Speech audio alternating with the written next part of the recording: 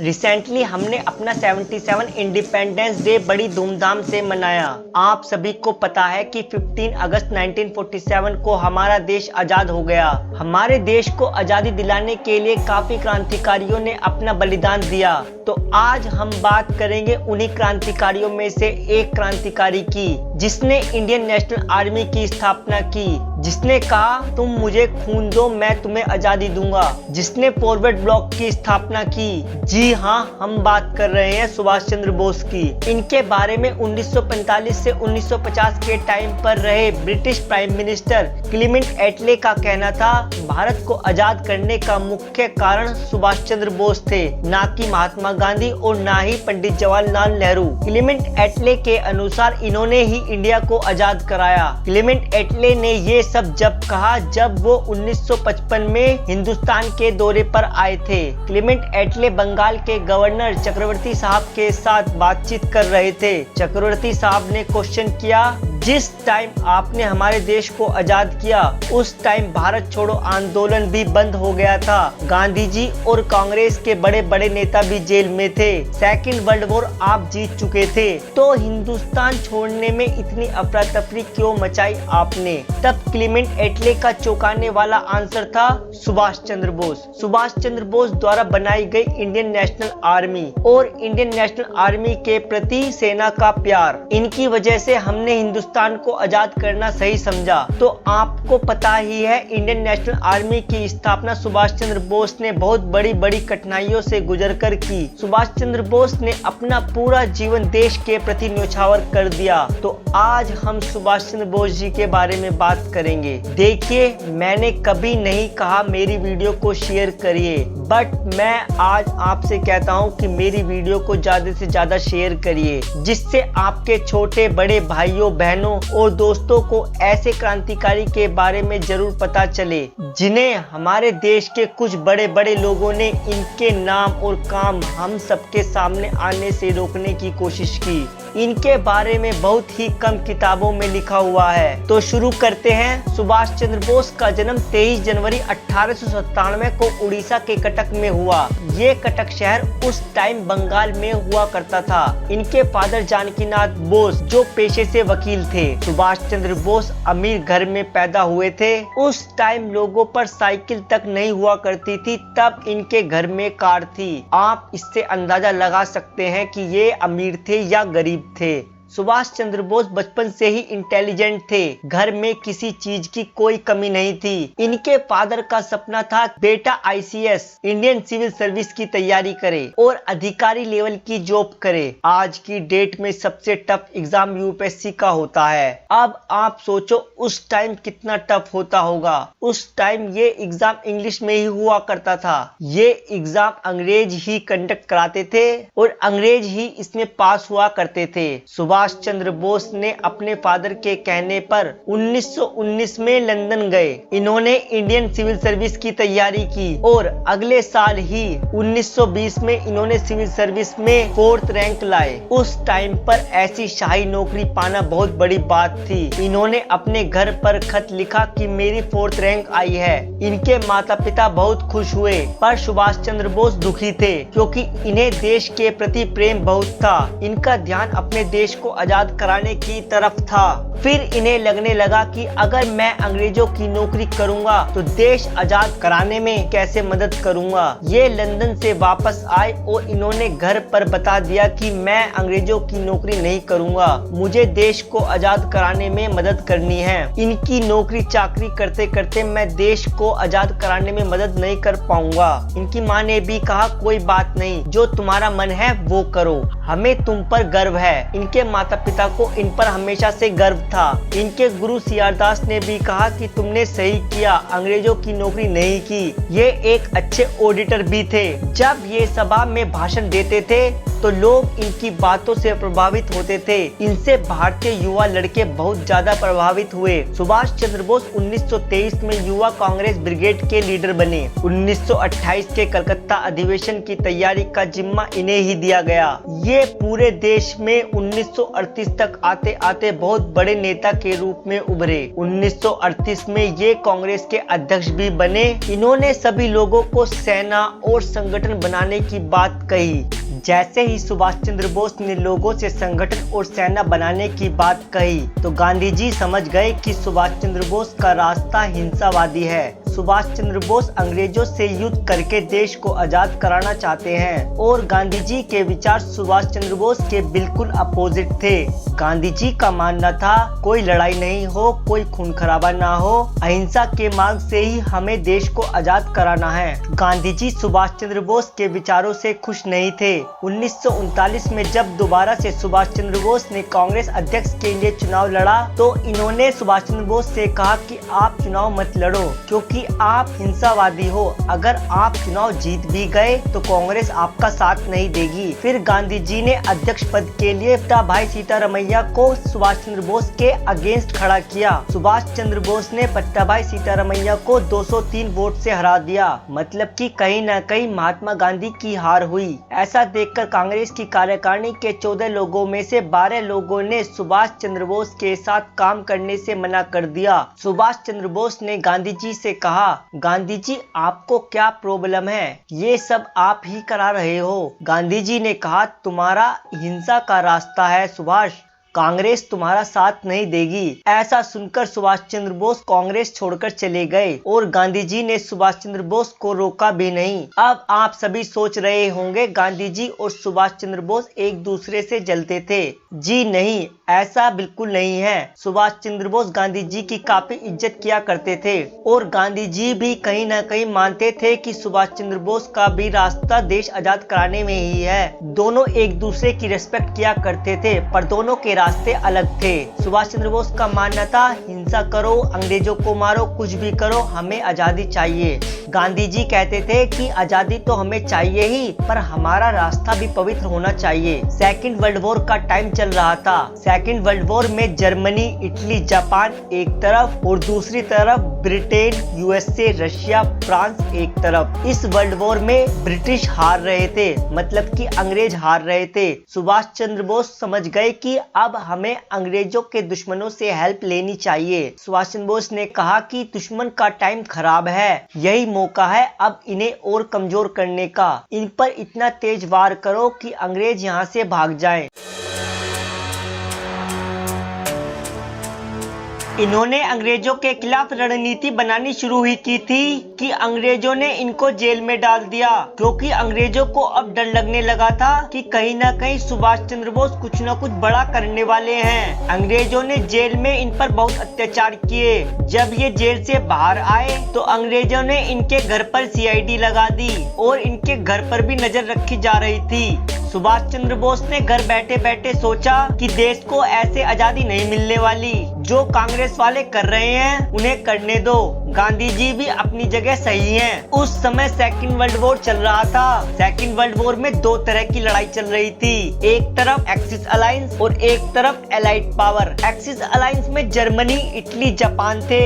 ये वही देश थे जो वर्ल्ड वॉर फर्स्ट में भी हारे थे और अब सेकंड वर्ल्ड वॉर में भी एक साथ आ गए। एलाइड पावर में इंग्लैंड, फ्रांस, पोलैंड और सोवियत यूनियन एक साथ वर्ल्ड वॉर फर्स्ट में भी जीते थे और ये दोबारा एक साथ आ गए। और सुभाष चंद्र बोस ने सोचा कि दूसरा वर्ल्ड वॉर शुरू हो गया है और भारत के अगेंस्ट है ब्रिटेन और ब्रिटेन है एलाइड पावर, तो क्यों ना मैं एक्सिस पावर से सपोर्ट ले लूं और ये ब्रिटेन के दुश्मन भी हैं। तो इन्होंने सोचा सही मौका है, दुश्मन अभी कमजोर है, बस मुझे देश से बाहर निकल जाना चाहिए।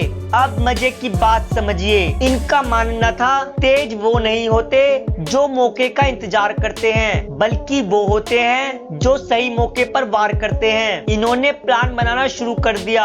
अपने भतीजे की मदद से इन्होंने गाड़ी में सीआईडी से बचते बचाते पिछली सीट के नीचे लेट के जैसे तैसे घर से बाहर निकल आए और फिर बड़ी मेहनत के बाद ये जर्मनी पहुंचे। इनको को हिटलर से मिलने की अपॉइंटमेंट मिली। जब ये वहाँ हिटलर के ड्राइंग रूम में बैठे थे तो हिटलर के 3-4 बहरूपिया होते थे जो हिटलर की सिक्योरिटी के तौर पर थे।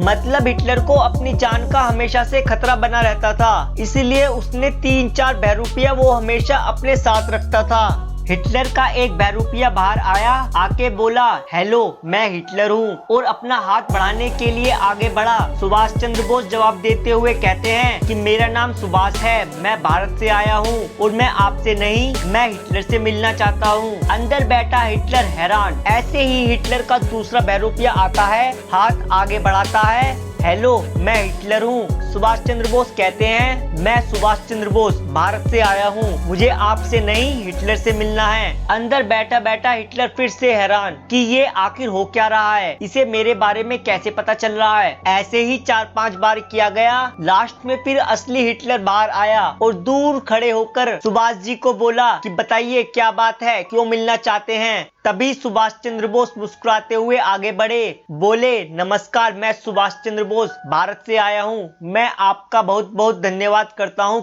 कि आपने मुझे मिलने का अवसर दिया।